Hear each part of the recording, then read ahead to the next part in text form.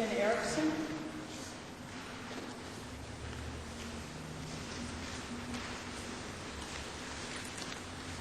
My name is Stephen with a B, initial G, Erickson.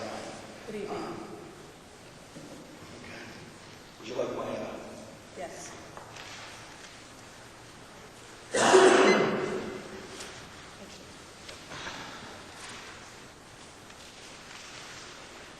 I came to Connecticut in 1994. I bought a pet house and I later bought rental properties in Staten Springs. Being a landlord, you need courts to work and you need police to work. If they don't, you don't have a business, you don't make any money. So I went to see elected officials and I started writing in newspapers for, what I needed just to survive as a property owner. I proposed laws to elected officials, and I ended up being threatened by police to leave Connecticut or else.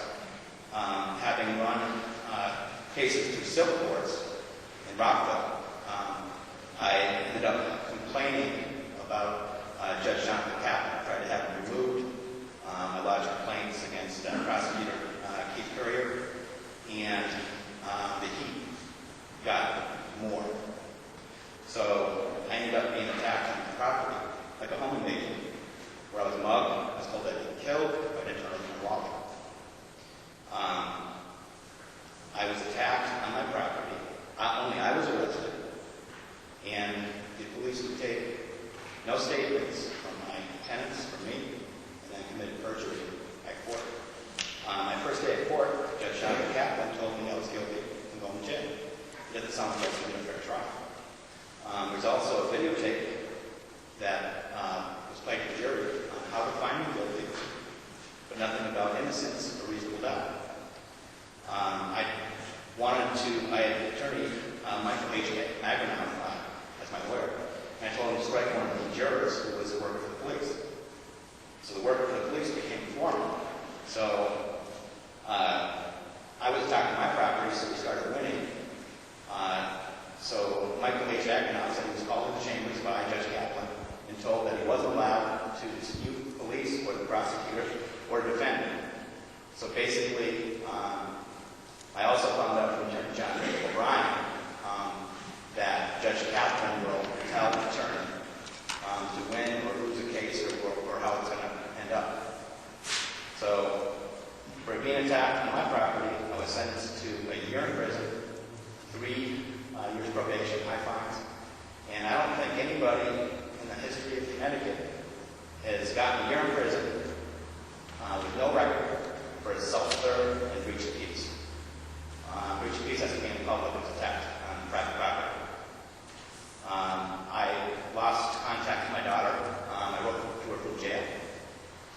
My entire family disowned me. I had a small business lost. If I want to get a place to live week to week, I have a criminal record. I can't load boxes on the Federal Express. I'm considered violent. Most jobs I can't get. Most apartments I can't get. I got a job down in New Orleans helping people after Katrina hit. I was making $2,600 after taxes per week as an insurance adjuster. I got all sorts of promotions. I changed the way video claims are done, because I showed the old brass how to do that. And I can't get down there. I had to live out in the cold. I had no family. I had no income for 5 years.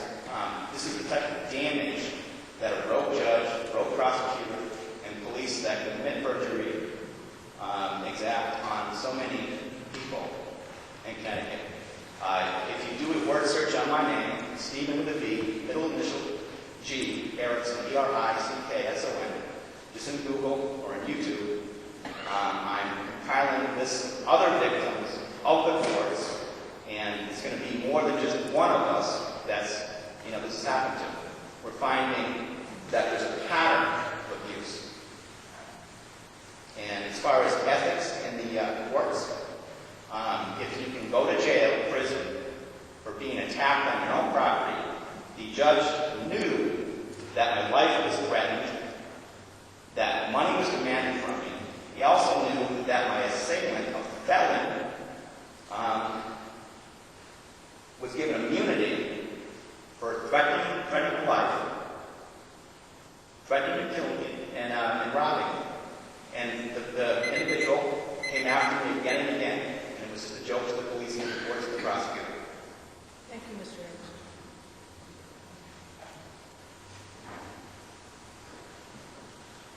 Chris Kennedy.